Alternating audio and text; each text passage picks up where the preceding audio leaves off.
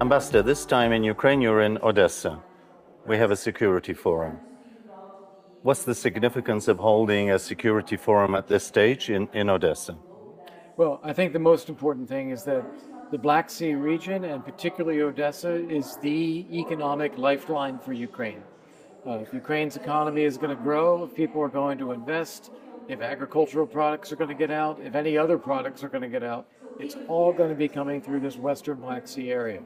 And I don't think that the West has really focused on this enough. We talk about helping Ukraine, but there is not as much attention on this particular region as there needs to be as the part of the strategy for helping Ukraine win. You got to have a strong economy to win the war. Okay, there's been a lot of talk, positive talk, maybe even hype about Ukrainian successes in the Black Sea, sinking or neutralizing a third of the thing. But we're still talking about Russian submarines, Yeah. and the threat is still there. Yeah. Where are we at? What is needed from the West to offset this lingering threat? Right. Well, you're absolutely right that the potential threat is there. The capabilities are there. They haven't been eliminated.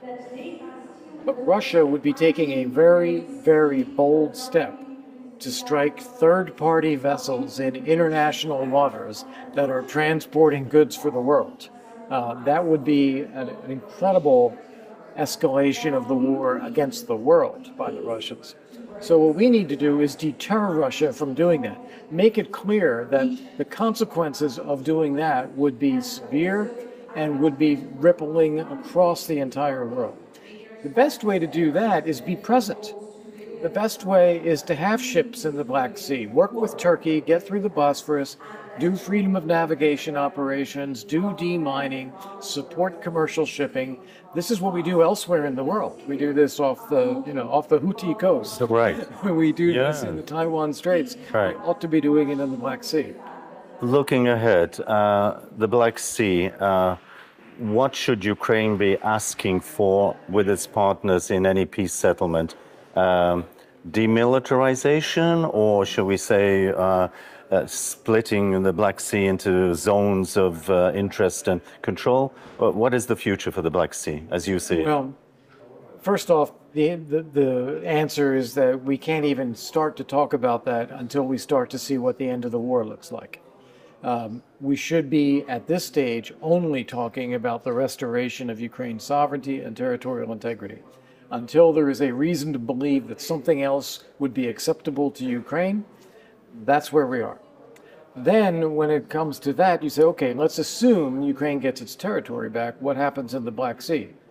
You need the Black Sea to be like any other international waters. Of course, states have a right to operate in international waters, but it needs to be governed by laws, it needs to be governed by security, it needs to be respect for commercial shipping, all of the things that Russia refuses to do now. That has to be implemented as a regime. Okay, and finally, look, it's been a very important week with 10 days. We've had Berlin, we've had the G7 meeting, we've got Switzerland and the peace thing. How do you see things at this stage? Is this some sort of new milestone? Is it a breakthrough, or is it simply another step forward? I would go further than that and say it's a series of missed opportunities. We had the Berlin Ukraine Recovery Conference. I can't identify a single deliverable that came out of there. You have goodwill, you have networking, you have maybe a few private partnerships announced, energy working together, but there's no real outcome from that. The best outcome from that would have been create a permanent executive focused on Ukraine reconstruction. Former European Prime Minister who is setting the agenda and working with capitals and driving that every day. Didn't happen. You have this peace conference. Well, it's not going to bring about peace. I even worry that it won't have a strong enough statement about support for recovery of Ukraine's sovereignty and territorial integrity, because not all the states there will want to go along with that. So I worry that that's going to be a missed opportunity. You have the G7. Yes, we got this $50 billion fund. It is money that Ukraine can borrow to be paid back by the interest of Russian frozen assets. why aren't we seizing the Russian assets instead and making that available to Ukraine? It would be 6 times the size of what we're now offering Ukraine, a lot more impact and a lot more of a message to Putin. And then later on, we have the NATO summit. And all the indicators are we will not see an invitation for Ukraine to be invited to start accession talks to NATO at the Washington summit. That again will be a signal to Vladimir Putin saying, we don't have the guts, so therefore he's free to keep going. We need to be trying to turn those signals around onto Putin and say, we're determined and he will never win.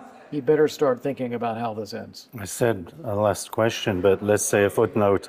How do you think this has impacted on the domestic public in America, these various meetings, Biden going to Europe, Trump statements? The U.S. public has largely moved into summer and election mode now.